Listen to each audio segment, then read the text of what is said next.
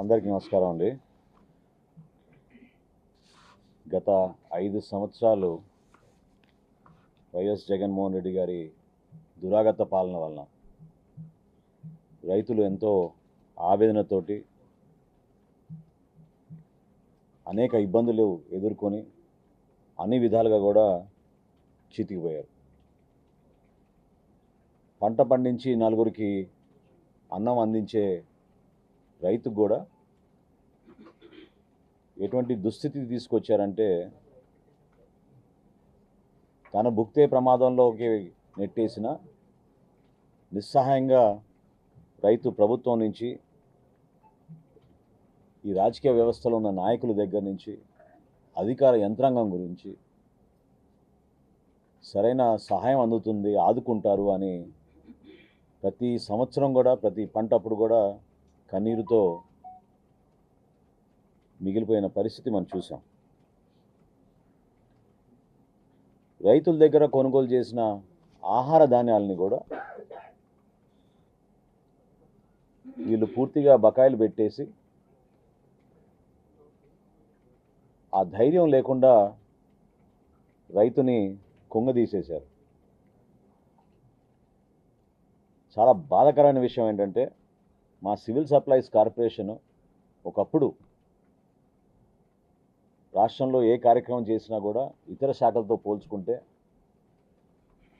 ఒక ప్రొఫెషనల్ విధానంలో పనిచేసే ఈ కార్పొరేషన్ని 36,300 కోట్ల రూపాయలు అప్పులు పాలు చేసి చివరికి రైతుకి ఇవ్వాల్సిన బకాయిలు కూడా 1,659 కోట్ల రూపాయలు వీళ్ళు వదిలేసి వెళ్ళిపోయారు. అంటే రాష్ట్ర ప్రజలు కూడా గమనించాలి, ధాన్యం సేకరించి ఆహార భద్రత కల్పించే బాధ్యత కలిగిన కార్పొరేషన్ ప్రతి సంవత్సరం మేము చేస్తున్న కార్యక్రమాల్లో కూడా వీళ్ళు తలదూర్చి అన్యాయంగా 36,300 కోట్ల రూపాయల రుణాలు చేసి డబ్బు ఇవ్వాల్సిన రైతుకు కూడా చివరికి ఆదుకోకుండా మోసం చేసి 1,659 కోట్ల రూపాయలు బకాయిలు వదిలేసి వీళ్ళు వెళ్ళిపోయారు. రైతుల దగ్గర కొనుగోలు చేసిన ఈ ధాన్యానికి బాధ్యత మాది. ప్రభుత్వం అనేది నిరంతరంగా జరగాల్సిన ప్రక్రియ. ఈ విషయం గురించి గౌరవ ముఖ్యమంత్రి గారికి అదేవిధంగా గౌరవ ఉప ముఖ్యమంత్రి గారికి వివరించినప్పుడు చాలా సానుకూలంగా స్పందించి కొంచెం సమగ్రమైన సమాచారం తీసుకొస్తే తప్పకుండా దీని గురించి మాట్లాడదామని వాళ్ళు ప్రోత్సహించినప్పుడు డిపార్ట్మెంట్ నుంచి మేము ఆలోచించి ఏ విధంగా మనం ఈ రైతుల్ని ఆదుకోవాలనే ఒక ప్రయత్నం చేసినప్పుడు గౌరవ ముఖ్యమంత్రి గారు పెద్ద మనసుతోటి 1,000 కోట్ల రూపాయలు మంజూరు చేసి రైతుల్ని ఆదుకోమని ఆయన ఆదేశాలు ఇవ్వడం జరిగింది. అందులో భాగంగా తొలి విడతలో ఈ రోజున ఈ 1,000 కోట్ల రూపాయలు రైతులందరికీ అందించే విధంగా ఒక ప్రక్రియ ప్రారంభించాం. మరో 600 కోట్ల రూపాయలు ఏవైతే బకాయిలు ఇంకా మిగిలి ఉంటాయో వాటిని కూడా తేదీలను ఆధారం చేసుకుని మేము ఈ రిలీజ్ చేయడం జరుగుతుంది. అంటే అందరికన్నా ముందు ఎవరైతే సరఫరా చేశారో ఎవరి దగ్గర మేము కొనుగోలు చేశామో ఆ రైతులకి ముందు అందించే విధంగా ఒక ఫార్ములా తయారు చేసి దాని విధంగా మేము రైతుల్ని ఆదుకోవడానికి ఒక కార్యక్రమం చేశాం. అంటే మేము ఇంత ఆర్థిక పరిస్థితులు, కష్టమైన ఆర్థిక పరిస్థితులు, వాస్తవాలు ఏంటో నాకు తెలుసు, మీ అందరు కూడా చూశారు, మీరు కూడా పుంకాలుగా రాస్తూ ఉన్నారు మీడియాలో. ఎంత ఇబ్బందికరమైన పరిస్థితుల్లో కూడా రైతు సంక్షేమమే మన బాధ్యత, ఇది మనం ఎట్టి పరిస్థితుల్లో కూడా రైతును ఆదుకోవాలని గౌరవ ముఖ్యమంత్రి గారు మా ప్రభుత్వం తీసుకున్న ఈ నిర్ణయాన్ని మా ప్రాధాన్యాలలో ప్రథమైన ప్రాధాన్యత మన రైతుల్ని ఆదుకోవాలనే ఉద్దేశంతో మేము చేసిన ఈ ప్రక్రియని మీరందరూ కూడా గమనిస్తారని మనస్ఫూర్తిగా ఈ సందర్భంగా మేము మీకు తెలియజేస్తున్నాం. అదేవిధంగా ఆహార భద్రత కూడా మా బాధ్యత, అది కూడా ఖచ్చితంగా మా ప్రాధాన్యాలలో ఇది ఒక ముఖ్యమైన అంశం. ఇది పూర్తిగా మేము చిత్తశుద్ధితోటి నిజాయితీగా అమలు చేయాలని, ఒక మార్పు తీసుకురావాలని మేము చేస్తున్న ఈ ప్రయత్నంలో ప్రతి ఒక్కరు కూడా సహకరించమని మనస్ఫూర్తిగా ఈ సందర్భంగా కోరుకుంటున్నాను.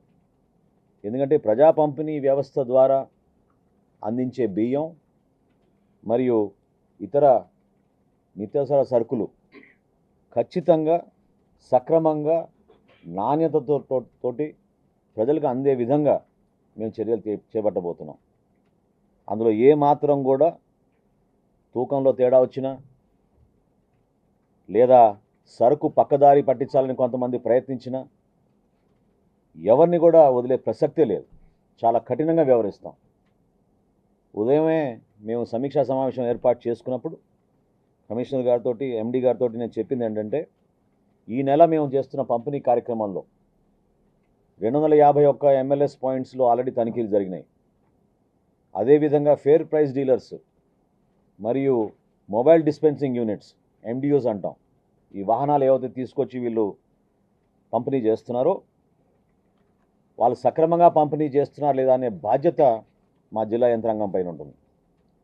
స్థానికంగా ఉన్న డిస్ట్రిక్ట్ సప్లై ఆఫీసరు, జాయింట్ కలెక్టర్లు, సివిల్ సప్లైస్ డిప్యూటీ తహసీల్దార్లు వీళ్ళందరూ కూడా అప్రమత్తంగా ఉండి సమాచారం తెప్పించుకుని ఎక్కడ కూడా పొరపాటు జరగకుండా సక్రమంగా ప్రతి కార్డుదారుడికి సరైన తూకంతో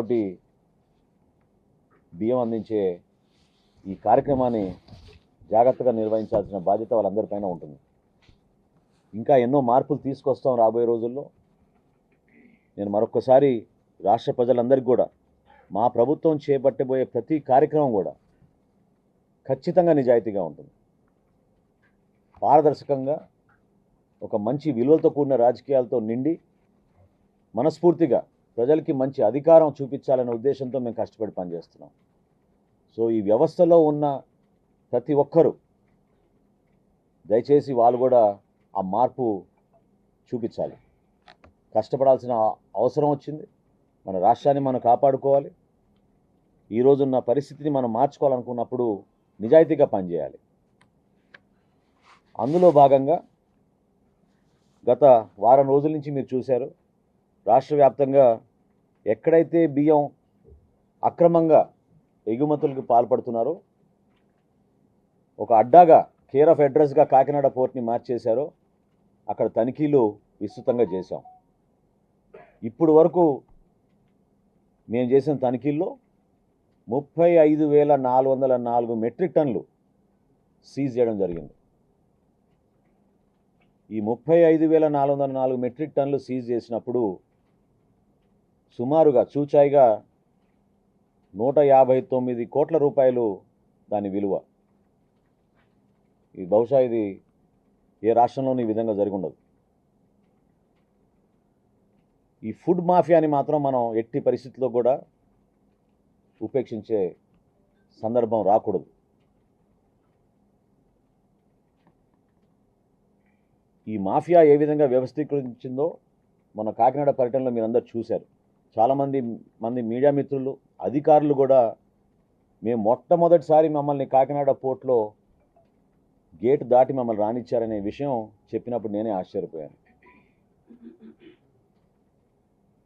ఒక అడ్డాగా మార్చేసి ఎవరిని కూడా దగ్గర రానియకుండా అక్రమంగా పేద ప్రజల డబ్బు దోచుకుని పేదవాడి పొట్టగొట్టి వీళ్ళు ఈ విధంగా ఎగుమతులు చేస్తున్నారంటే ఇతర దేశాలకి ఒక్కసారి మీరు తలుచుకుంటేనే ఆశ్చర్యపోవాలి.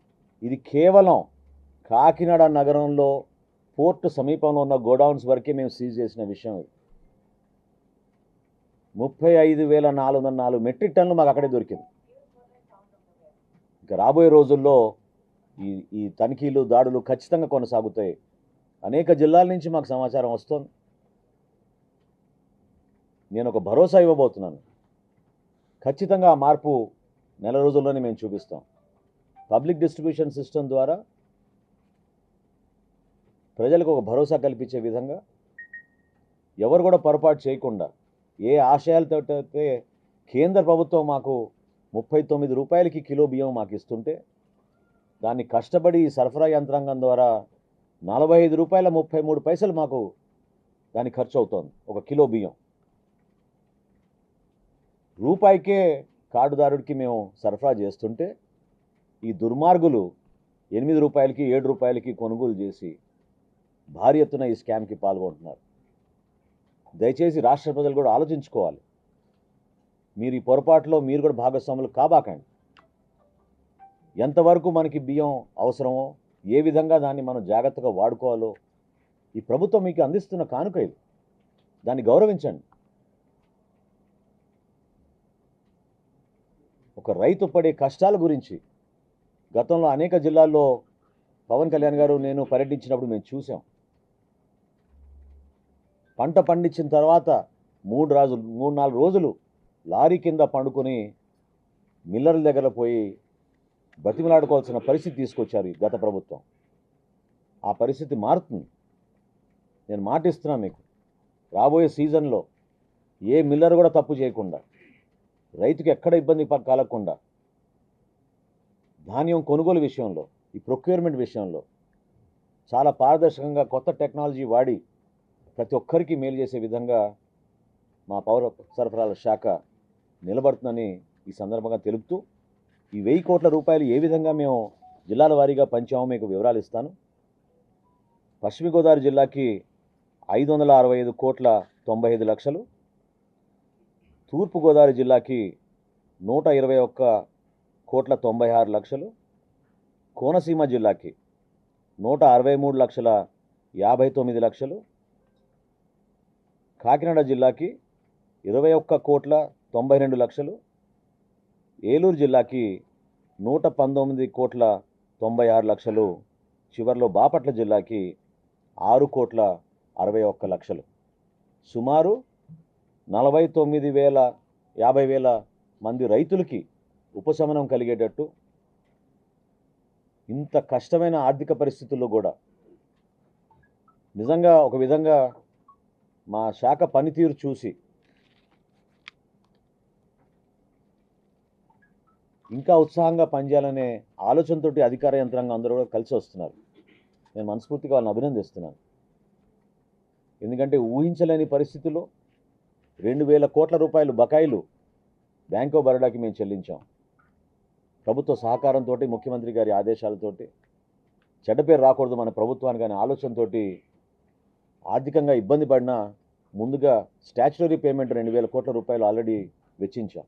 ఇది కాకుండా ఈ 1000 కోట్ల రూపాయలు రాష్ట్ర ప్రభుత్వం మాకు సహకారం అందించింది కాబట్టి, పెద్ద మనసుతో ముఖ్యమంత్రి గారు, ఉప ముఖ్యమంత్రి గారు స్పందించారు కాబట్టి ఈ 1000 కోట్ల రూపాయలు ఈ రైతులకి మేము అందించగలుగుతున్నాం.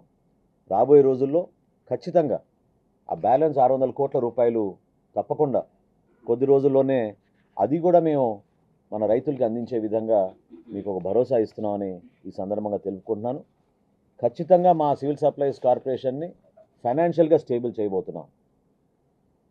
రాబోయే మార్చి కల్లా కనీసం 10,000 కోట్ల రూపాయలు ఈ బకాయిలు తగ్గించడానికి ఒక ప్రణాళిక సిద్ధం చేసుకున్నాం.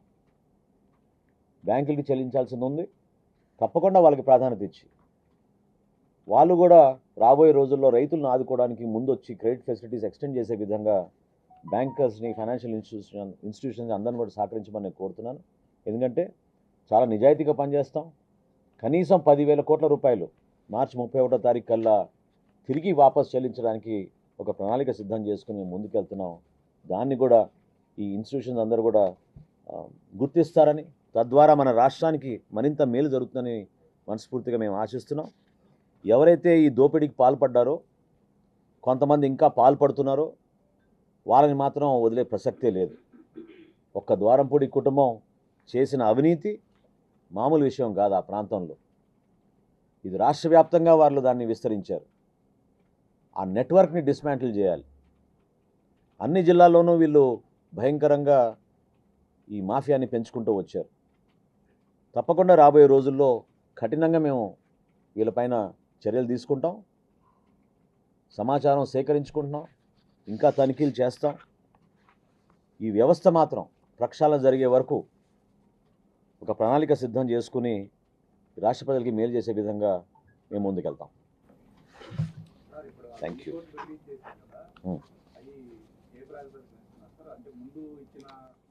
ఫస్ట్ అందరికన్నా ముందు పాపం ఎవరైతే రైతులు ఆ ధాన్యాన్ని అందించారో మేము కొనుగోలు చేసామో వాళ్ళకి ప్రాధాన్యత ఇచ్చుకుంటూ లిస్టు తయారు చేసి దాని ప్రకారంగానే ఇచ్చుకుంటూ వస్తాం. ఇప్పటి వరకు మీరు స్కామ్ కొంత వెలికి తీశారు కదా సార్, ఇందులో మాజీ సివిల్ సప్లై మంత్రి పాత్ర ఎలా ఉంది, అదేవిధంగా ద్వారంపూడి చంద్రశేఖర్ పాత్ర వ్యక్తిగతంగా పేర్ల గురించి సంబోధించడం ఇది సమయం కాదు. ఖచ్చితంగా సిఐడి ఎంక్వైరీ లేదా స్థానికంగా ఉన్న కలెక్టర్ గారికి ప్రస్తుతం బాధ్యతలు అప్పచెప్పాం. వాళ్ళు మాకు అందించిన వివరాలని బట్టి తప్పకుండా మేము ఫర్దర్ స్టెప్స్ మేము తీసుకుంటాం. అంటే మిల్లర్స్ సంబంధించి అందరూ ఎవరైతే ఈ వ్యవస్థలో భాగస్వాములు అయిపోయారో, ఎవరైతే అడ్డగోలుగా దోచేశారో, అక్రమంగా పేదవాడి పొట్టగొట్టి వీళ్ళు సంపాదించారో ఎవరిని వదిలే ప్రసక్తే లేదు. కఠినంగా వ్యవహరిస్తాం. అది మా బాధ్యత, మా విధి. డెఫినెట్గా చేస్తాం. ఈ స్కామర్స్ పేర్లు ఎప్పుడులాగా మీరు అనౌన్స్ చేస్తారు? చాలామందికి ఆల్రెడీ తెలుసు ఆ పేర్లు. అధికారికంగా మేము చెప్తాం కొన్ని రోజుల తర్వాత. చెప్తాం. లేదండి, ఇంకా ముందు మేము మా ప్రక్రియ మేము పూర్తి చేసిన తర్వాత చేస్తాం. ఒక్కొక్క ప్రశ్న తీసుకుందాం. సారీ, ఒక్క నిమిషం చెప్పండి. అవునండి, మేము ఆల్రెడీ టెండర్లు పిలిచామండి. ఎందుకంటే దుర్మార్గంగా వాళ్ళు వ్యవహరించారు. చాలా నెలల నుంచి పాపం ప్రజలు ఎదురు చూస్తున్న కందిపప్పు కానీ పంచదార కానీ వాళ్ళు సరఫరా చేయలేకపోయారు. ఆ చర్యలు చేపట్టాం. బహుశా ఇంకా నెల రోజుల్లో అది ఒక స్టేబుల్గా అయ్యేటట్టు మేము చేస్తాం. సారీ, ఒక్క నిమిషం.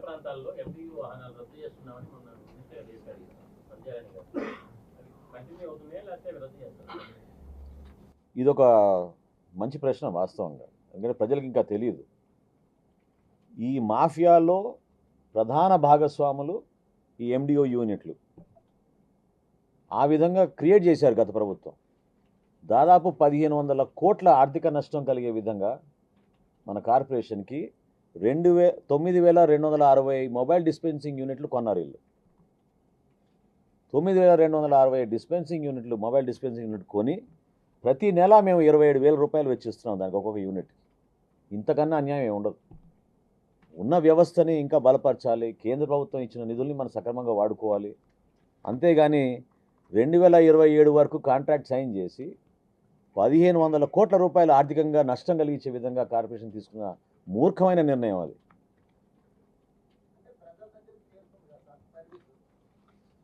తీసుకుందాం మనం అందరూ ఎవరైతే దీంట్లో స్టేక్ హోల్డర్స్ ఉన్నారో అందరితో సంప్రదించి మేము నిర్ణయం తీసుకుంటాం. అందులో ఏం ఇబ్బంది లేదు. నేను సమాధానం ఆల్రెడీ చెప్పాను. We will consult all stakeholders and then come to a conclusion. Thank you.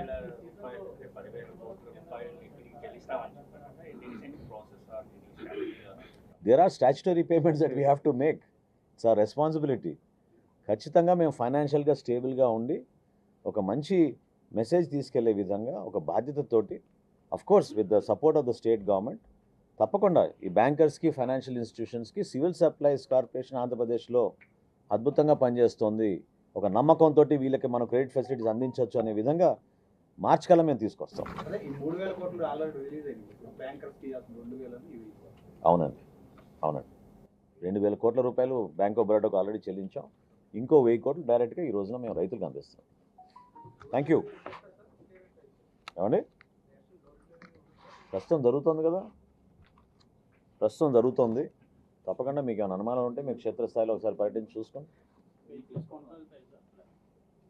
చెప్తున్నదిగా we'll consult all stakeholders. విస్తృతంగా దీని గురించి చర్చించి ఒక నివేదిక మేము సిద్ధం చేసి మా క్యాబినెట్ ఒక నిర్ణయం తీసుకుంటాం. అన్ని జిల్లాల్లో ఎంతమంది ఫార్మర్స్కి 1,000 కోట్లు? 50,000 రైతులకండి. ఈ 1,000 కోట్లు 49,989 రైతులు. 49,989 మంది రైతులకి ఈ 1,000 కోట్ల రూపాయలు ఆర్థికంగా మా బాధ్యతగా మేము వాళ్ళకి అప్పచెప్పాం. రాబోయే పంటకి ఎక్కడ కూడా ఇబ్బంది కలగకుండా తగిన చర్యలు తీసుకునే విధంగా మా వంతు మేము ప్రభుత్వం నుంచి ముఖ్యమంత్రి గారు సహకరించారు కాబట్టి సాధ్యమైంది. ఇరిగేషన్ సైడ్ నుంచి కూడా కొంత వాటర్ ఫెసిలిటీ విషయంలో కూడా కొంత ఇబ్బంది ఉన్న పరిస్థితుల్లో వాళ్ళతో ఎట్లాంటి, అంటే మా శాఖ నుంచి మేము అన్నిట్లో అట్లా ఇన్వాల్వ్ కాలేమండి. మొన్న తూర్పుగోదావరి జిల్లా పర్యటనలో భాగంగా కొంతమంది కౌలు రైతులు మాకు ఒక సమస్య తీసుకొచ్చారు. ఏంటంటే కల్లాల గురించి వాళ్ళు బాగా ఇబ్బంది పడుతున్నామని. సో స్థానికంగా కల్లాలు ఏర్పాటు చేయడానికి కలెక్టర్ గారిని పొరంబోకు భూములు, ఇతర భూములు ఐడెంటిఫై చేయమని చెప్పాం. మా శాఖ నుంచి వీలైతే మేము టార్పాలిన్స్ మేము సబ్సిడీ రూపంలో రైతులకు అందిద్దామని ఒక నిర్ణయం తీసుకున్నాం. అది ఎందుకంటే గతంలో మార్కెటింగ్ శాఖ చేసేది అది. కానీ మేము మా శాఖ నుంచి రైతులు పాపం ఎంతో సహకరిస్తున్నారు కాబట్టి మాకు సో టార్పాలిన్స్ అందించే విధంగా ఒక కార్యక్రమం చేద్దామని అనుకున్నాం. అది ఇంకొంచెం సమయం పడుతుంది. రవాణా చేసే బియ్యం చాలా మంది తినే పరిస్థితులు లేవనేది ఒకటి. ఈ అమ్మకానికి కూడా ప్రధాన కారణం తినకపోవడం వల్ల వాళ్ళకు కూడా డబ్బులు వస్తున్నాయి. ప్రజలే మనం అరకు దళారులు అనుకుంటున్నాం, ప్రజలే స్వచ్ఛందంగా అమ్మే పరిస్థితి కనిపిస్తుంది. గతంలో పవన్ కళ్యాణ్ గారు చెప్పారు, ఈ ఎంత మిస్యూజ్ అయ్యే బదులు డైరెక్ట్గా నగదు బ్యాంకు ద్వారా ఇస్తే బాగుంటుంది. అనేక ఆలోచనలు ప్రభుత్వంలో ఉన్నాయండి, అందులో ఏమాత్రం కూడా డౌట్ లేదు. పవన్ కళ్యాణ్ గారు గతంలో క్షేత్రస్థాయిలో పర్యటించినప్పుడు అదేవిధంగా ఉమ్మడి ప్రణాళిక మేము రూపొందించేటప్పుడు చంద్రబాబు నాయుడు గారి సూచనలతోటి కూడా కొన్ని అంశాలు మేము పొందుపరిచాం. ఆ ప్రణాళిక మేము అమలు చేస్తున్న భాగంగా ఖచ్చితంగా రాబోయే కొన్ని నెలల్లో ఆ మార్పులు మేము ఈ పీడిఎస్ డిస్ట్రిబ్యూషన్లో కానివ్వండి, లేదా ఇంకా ఇతర వెల్ఫేర్ ప్రోగ్రామ్స్లో కానివ్వండి, తప్పకుండా ప్రజలకు ఉపయోగపడే విధంగా సంక్షేమంలో ఎక్కడ పొరపాటు జరగకుండా మేము చూసుకుంటాం. Yes. How we are going to address? No, that is definitely an issue. That is also something we'll go deeper. తప్పకుండా. అందుకనే ఇప్పుడు ఈ పేమెంట్లో కొన్ని ఛార్జెస్ మేము ఆపామండి, అందులో గన్నీ బ్యాగ్స్ ఒకటి. సో కానీ రైతుకి అక్కడ ఇబ్బంది పడకూడదు. ఇప్పుడు ఏమన్నా వ్యవస్థలో ఉన్న సిస్టమ్ని మిస్యూజ్ చేస్తున్నారు, కానీ రైతుకి ఇబ్బంది కలగడం చూసుకోవాల్సిన బాధ్యత మన పైన ఉంటుంది. తప్పకుండా ఆ గనీ బ్యాగ్స్ గురించి ఇంకొంచెం లోతుగా మేము అధ్యయనం చేస్తాం. Thank you. Thanks for watching. Please subscribe our Spy News Live channel.